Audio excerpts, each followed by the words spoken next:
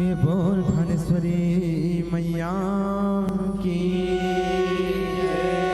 के बोल शारदा मैया की। देव जस प्रेमी श्रोता साच मंच में विराजमान परमादर निर्णायक और संगे संग ये देवी जैसा जन करता ये हमारा जय मोहन पाठ बाबा दयाल जस परिवार भावदेव सर की डाल सस्नमन संगवारी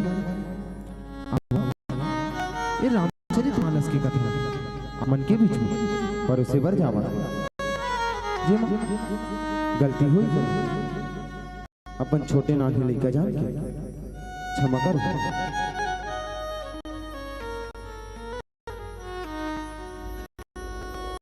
प्रेम से बोलो मोहंदी पाठ बाबा की।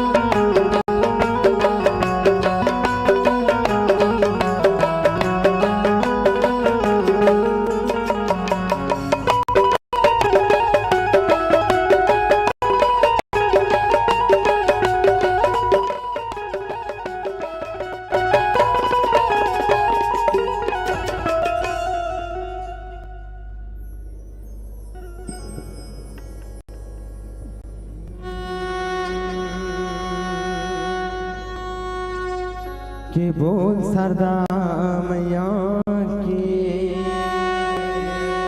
के बोल शीतला मैया की जय, के बोल सीता मैया की जय।